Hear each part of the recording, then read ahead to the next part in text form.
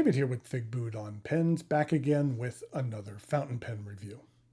Today I have for you a pen from Graf von Faber Castell, and that would be the Tamitio. What I'm going to do today is go over the parts and features of this classy looking pen, talk about what I care for and what I don't care for about it.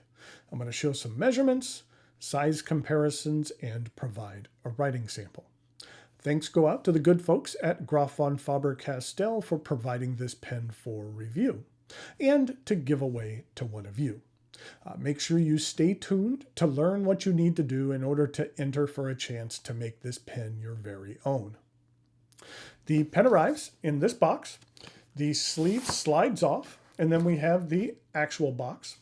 The flaps open, and inside we have a couple of things. There is a use and care guide. And then inside we have this sleeve. The Tamitio is available in a number of different colors. There is the India red, night blue, rosé, black, and stone gray. And the model I have for you here is the India red. This is the Graf von Faber Castell Tamitio. The pen has a polished chrome cap and trim, and then the barrel is a matte lacquered metal.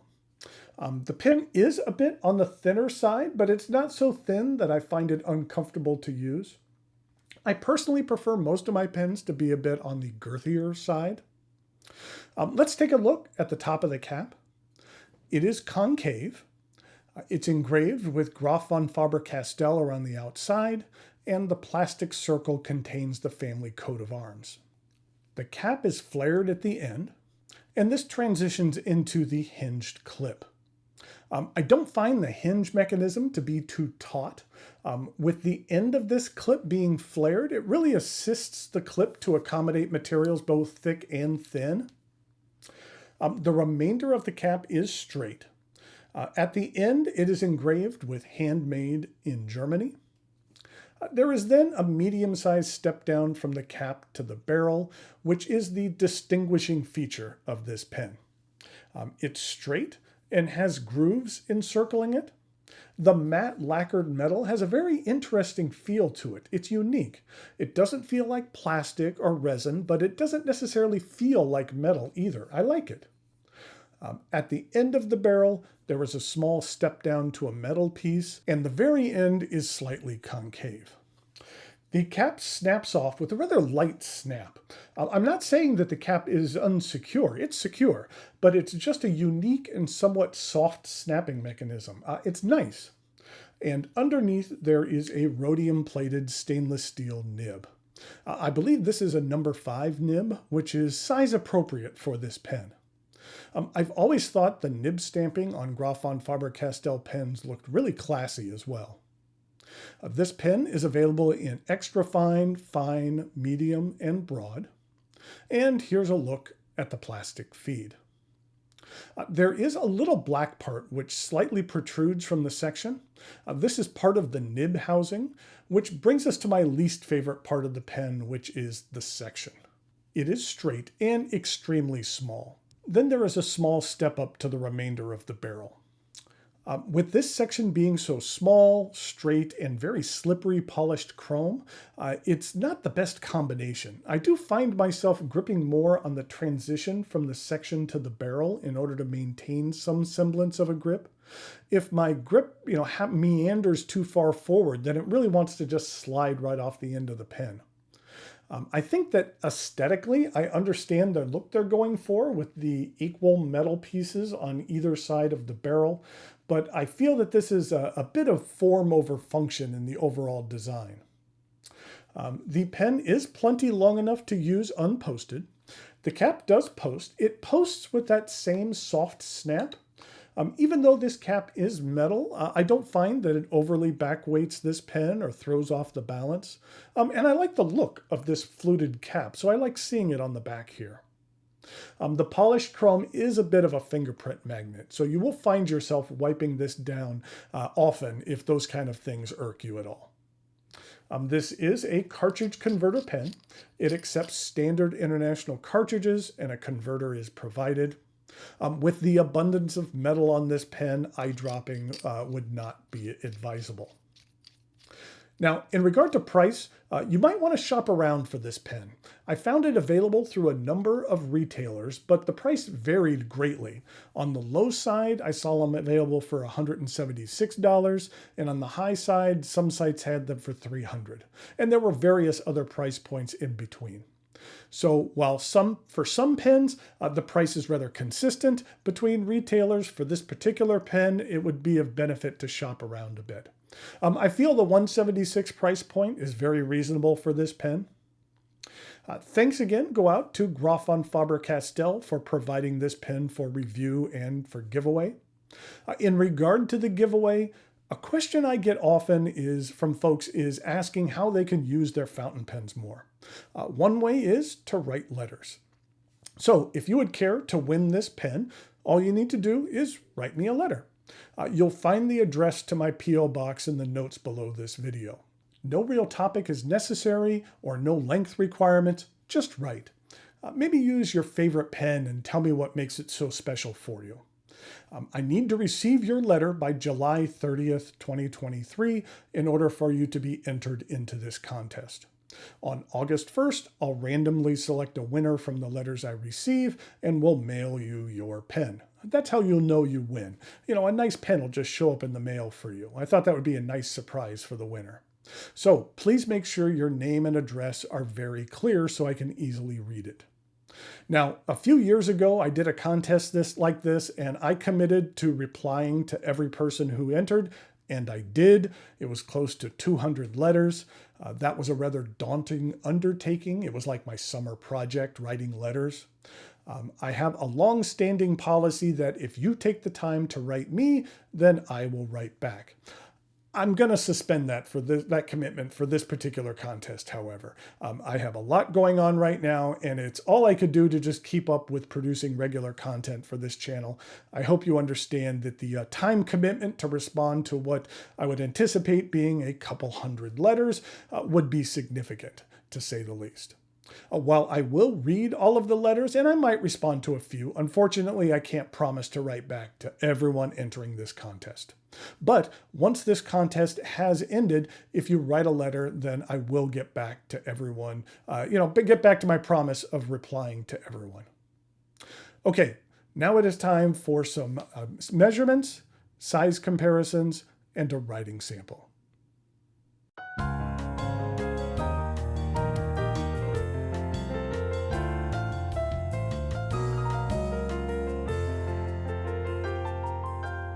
Here we go with some size comparisons for the Graf von Faber Castell Tamitio.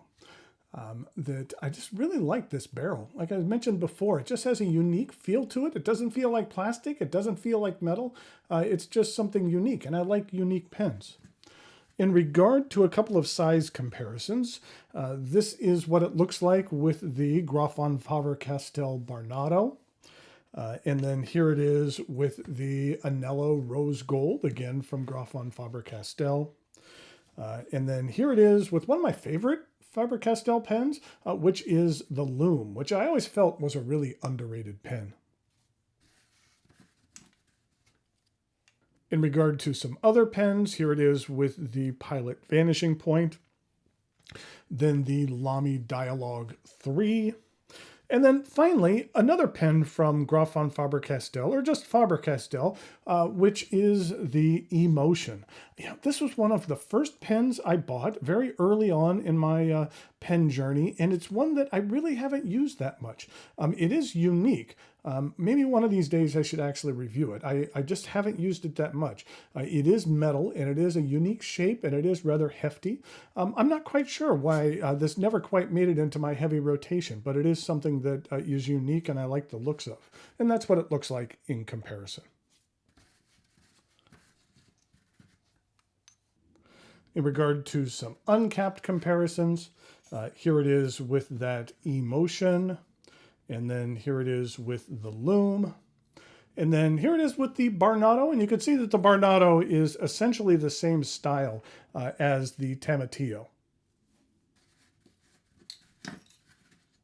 Oh, if you recall, a couple of weeks ago, I reviewed this right here, which was a pen holder from Copperist.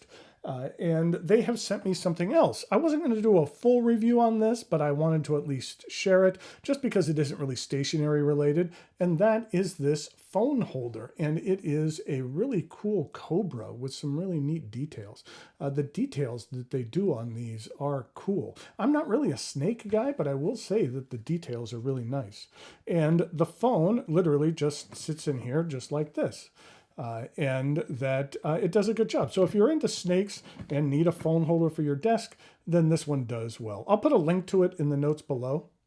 Also, you can see here, that's my, besides being 8/12 on Wednesday, June 14th, this is my cell phone background. Maybe as a trivia question in the notes below, let me know what famous painting this is a picture of. It's one of my favorite paintings. If you're into art, it's fairly simple, but maybe in the notes below, let me know if you know what that picture is.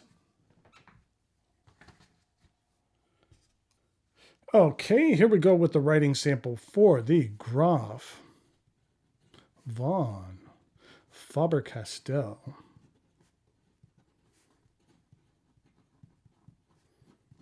And this is the Tamitio. And the ink that I'm using here today is from Stilo and Stile.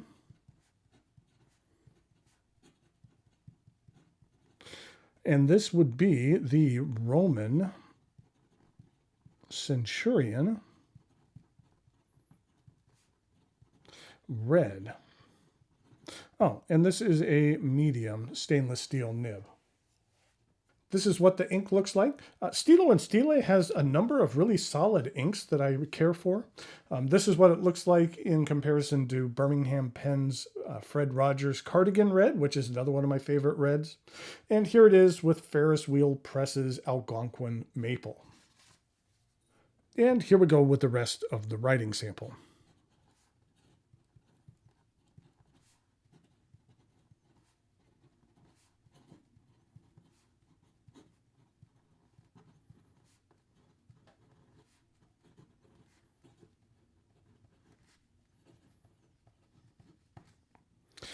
Graf von Faber Castell nibs, in my opinion, are outstanding. Even the stainless steel ones are very, very nice.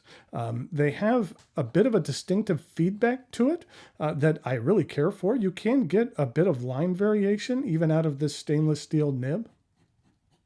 The ink flow on this medium nib is on the larger side. In regard to reverse writing, looks to be a little bit hit and miss, and it is a little bit scratchy as well.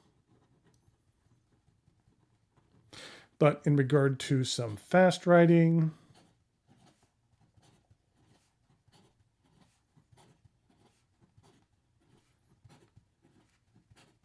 the feed keeps up very well.